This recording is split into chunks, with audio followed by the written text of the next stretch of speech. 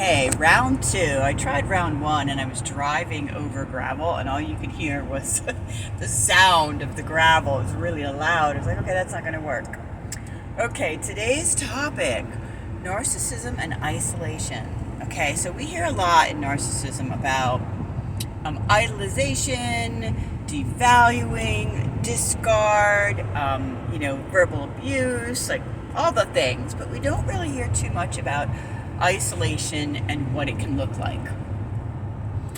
So let's just do some of the basics, okay? So if you have a significant other who is constantly criticizing your friends, like maybe they're saying, oh, your friends don't like me, or maybe they're just criticizing your friends, like, oh, this person is, too into herself, or this person does this person does that, she's not good for you, he's not good for you, whatever. Criticizing your friends, criticizing your family, criticizing your hobbies, criticizing the things that make you you. If your significant other is pulling you away from the things that make you you, that's a red flag.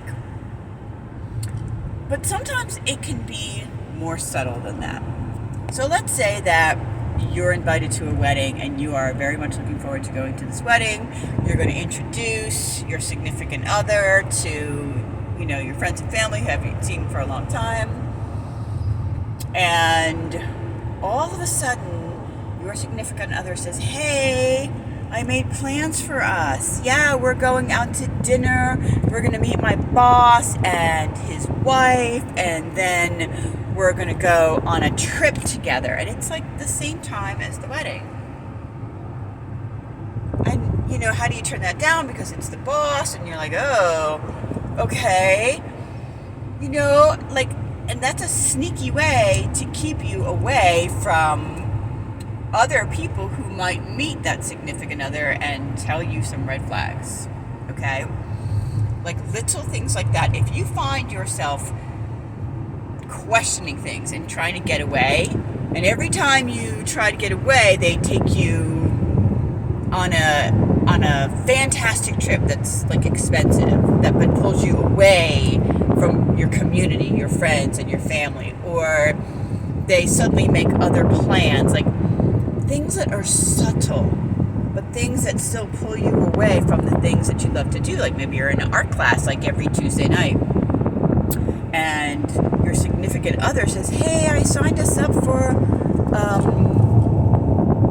counseling, couples counseling. Oh, it just happens to be on Tuesday night. And you think, oh, well, it's counseling, it'll help us. But, that person is just pulling you away from your interests. If you find that they are in a position where they can throw money at you and change your mind into staying with them by like buying you your favorite outfit, or maybe a car, or like anything expensive that you couldn't do for yourself, they're owning you, and you are willfully giving up who you are so that they can own you. That's isolation, my friends. And that only goes down a very lonely and treacherous road. I feel like in narcissism, isolation isn't really talked about enough, on how they try to pull you away from people who might have a different opinion, who might not like them.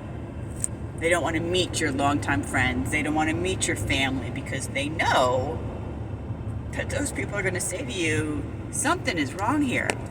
And so they don't make it look like it's isolation. Oh, I'm just, doing something good for you. I'm doing something good for us. No, that's a mask. That's a lie.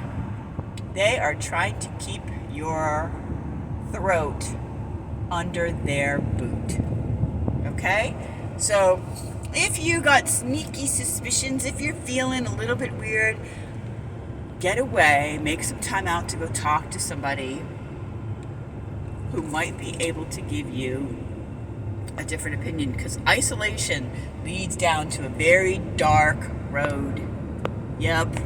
It is the beginning of getting really messed up by a controlling and manipulative partner. There's a lot of things that can happen in narcissism. I mean, a lot.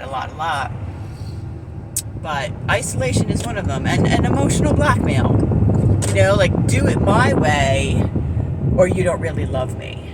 No, that's not okay. That's not okay. That's part of isolating. Like, or they can isolate themselves from you. Now that they've taken everybody away from you, they're like, well, if you don't do it my way, I'm never going to talk to you again. And so now you have nobody. You've been isolated from all of your friends, and now the controlling person is saying that they're going to stop talking to you. They're going to enforce a silent treatment. So, it's all about manipulation and control and ownership and owning you and controlling you and deciding what your personality is going to be like.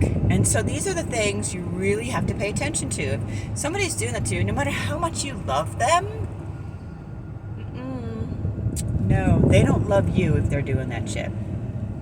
All right, so my phone's going to go a little wacky for a minute because I have to hit the off button and I'm going down a hill. Hold on. Sorry about that. I hope this was helpful. Catch you later.